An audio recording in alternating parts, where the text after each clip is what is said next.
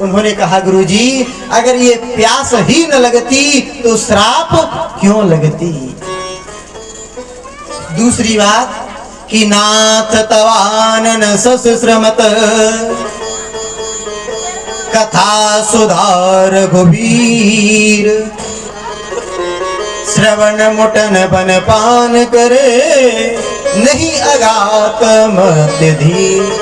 गुरुजी आपके मुख रूपी चंद्रमा से कथा रूपी अमृत टपकता है, उसे पी करके न मुझे भूख लगती है न प्यास लगती है।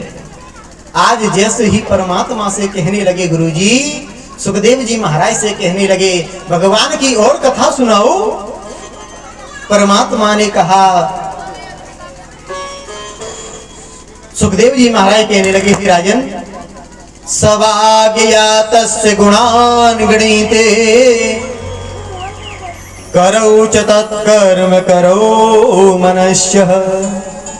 हे राजन वो हाथ वही धन्य है जो परमात्मा की सेवा करते हैं, पैर वही धन्य है जो तीर्थ यात्रा के लिए जाते हैं, मुख वही धन्य है जो परमात्मा का नाम लेते हैं।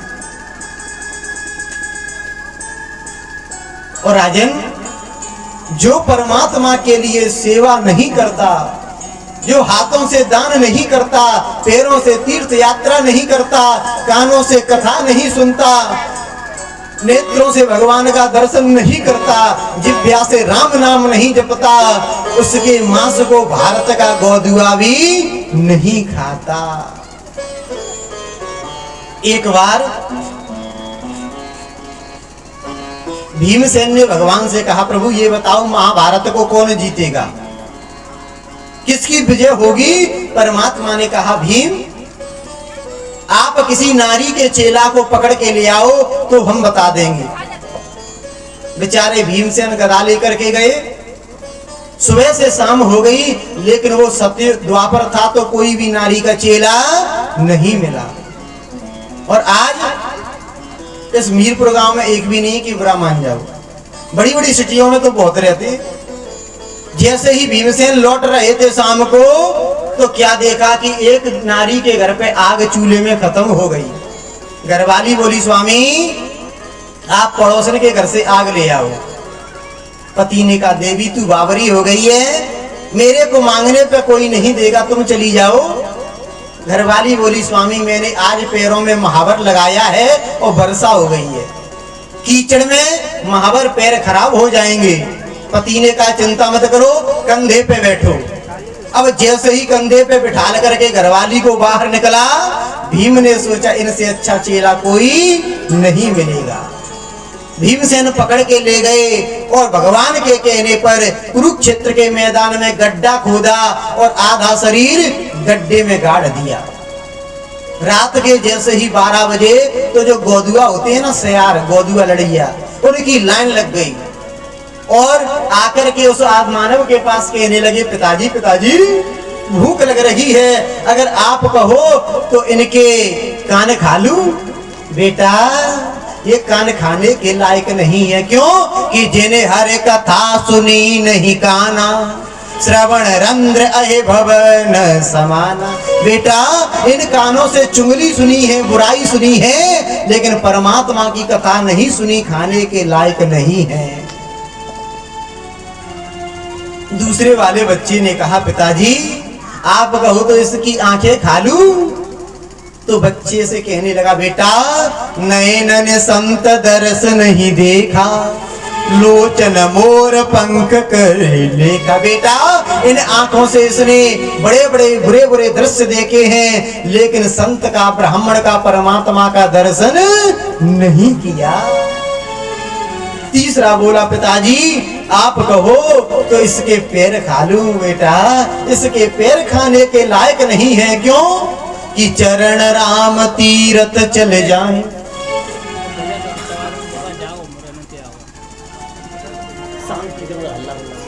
उन्होंने कहा कि बेटा इसके पैर खाने के लायक नहीं है, क्यों कि इन पैरों से ये वेश्या ले गया है, मदरा ले गया है, चोरी करने गया है, लेकिन भगवान के तीर्थ में कभी नहीं गया कि चरण राम तीरथ चल जाहि। चौथा बोला पिताजी आप कहो तो हाथ खा लूं। बेटा इन हाथों से चोरी की है, डकैती डाली है, मर्डर किए हैं और रात के समय भैंस भी खोली है, वो तो कल बच गए। लेकिन बेटा इन हाथों से इसने कभी दान नहीं किया, इसलिए ये हाथ खाने के लायक नहीं है। पिताजी आप कहो तो इसका सिर खा लूं। बेटा ये सिर कभी संत ब्राह्मणों के चरणों में नहीं झुका, इसलिए ये सिर खाने के लायक नहीं है। कि तेसर कटसुमर समतूला, जो संत ब्राह्मण के चरणों में सिर नहीं झुकता उसे तो लौकिया समझना चाहिए। उन्होंने कहा महाराज लौकिया की सब्जी बनती है, लौकिया का कलाकंद बनता है, लौकिया के पकोड़े बनते हैं, लौकिया का रायता बनता है। बेटा ये वो लौकिया नहीं है, तेसिर कट ये कड़वा लौकिया है, ना रायते के मतलब का, ना सब्जी के और ना पकोड़े के मतलब का।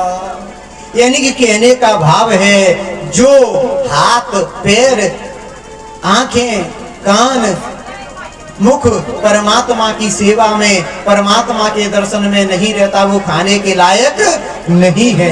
कि पग पवित्र तीर्थ गमन और कर पवित्र कर दान और मुख पवित्र जब हो गया तो भज ले सीताराम। केवल वही धन्य है जो परमात्मा का नाम लेते हैं। गुरुजी भगवान की और कथा सुनाइए कि सुनिए। एक भगवान का सखा था, कृष्णस्यासि सखा कश्चित् ब्राह्मणो ब्रह्मवेत्तमः विरक्त इंद्रियार्थेषु प्रशांतात्मा जितेन्द्रियः। एक भगवान का सखा था जिसका नाम था सुदामा। एक बात बताएं, भागवत में 12 स्कंद हैं, 335 अध्याय हैं, 18,000 श्लोक हैं, लेकिन राधा जी का नाम और सुदामा जी का नाम स्पष्ट में नहीं लिखा। एक सखी को लेकर के माने राधा जी और भगवान का सखा माने सुदामा जी महाराज। कि कृष्णस्यासि सखा कश्चित्, भगवान का एक सखा था और जिसका नाम था सुदामा जी महाराज। और जिस दिन भगवान का गुरुकुल में विद्या सीखने के लिए जाना हुआ,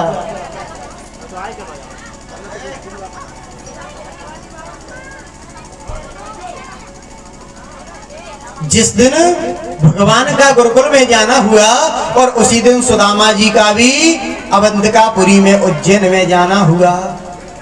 भगवान है राजकुमार और सुदामा जी बेचारे गरीब हैं। जैसे ही नंगे पैर सुदामा जी गए और सुदामा जी के पैरों में कांटा लग जाता है।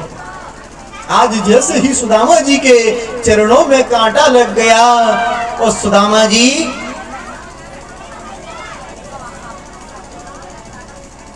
पहले गजक खा लो, सुदामा जी को तो बाद में देखेंगे।